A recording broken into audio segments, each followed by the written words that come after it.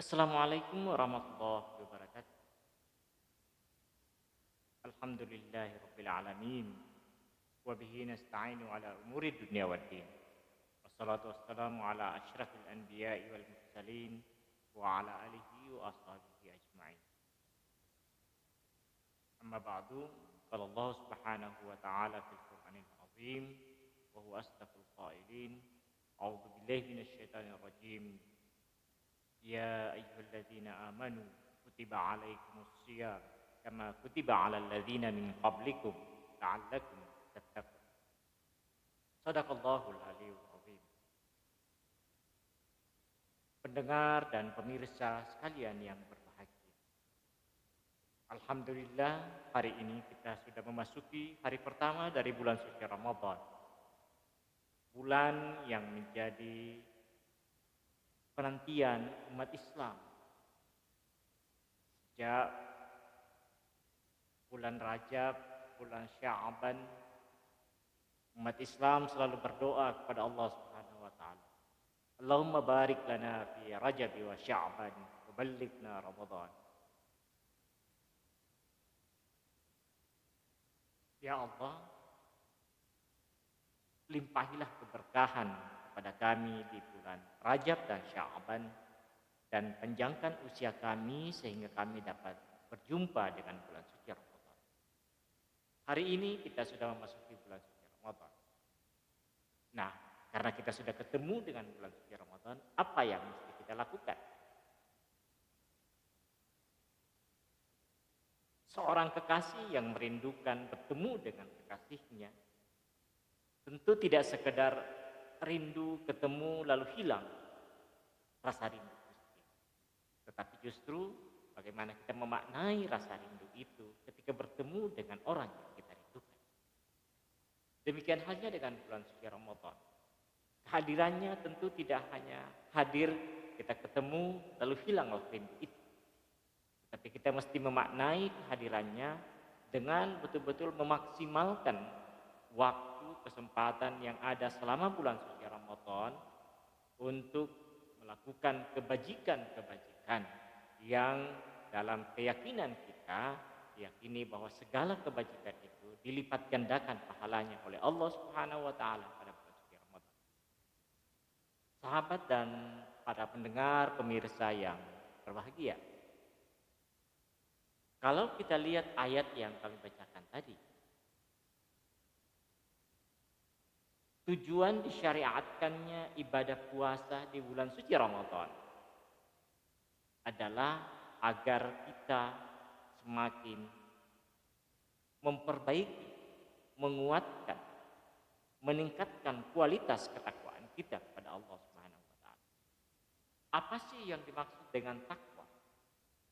Nah, mungkin pertanyaan ini sudah sering kita dengarkan dibahas oleh para ustadz dan kiai kita di mimbar-mimbar masjid, di forum-forum pengajian, dan berbagai macam kesempatan. Saya tidak akan membahas definisi takwa yang demikian panjang. Tetapi saya ingin membawa kepada sebuah pemahaman yang sederhana.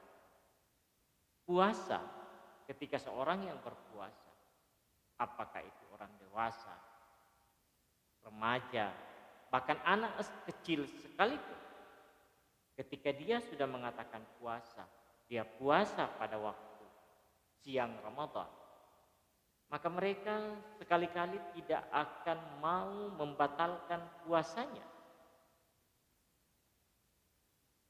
Meski hanya meneguk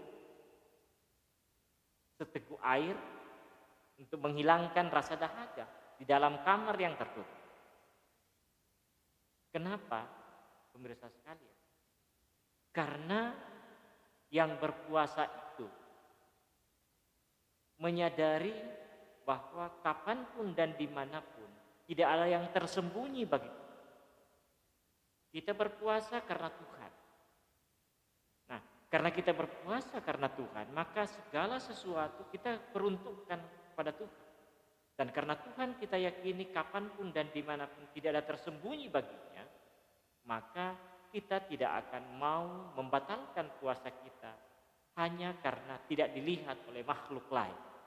Karena kita sadar dan yakin kapanpun dan dimanapun kita dilihat, disaksikan, diketahui oleh Tuhan. Nah, inilah sebenarnya kesadaran yang ditanamkan dalam bulan suci Ramadan. Puasa mengajari kita untuk selalu merasakan, meyakini bahwa Tuhan selalu mengetahui dan menyaksikan segala aktivitas kita. Ini yang diajarkan dalam puasa, sahabat-sahabat, pemirsa sekalian. Nah, jika pendidikan puasa ini kemudian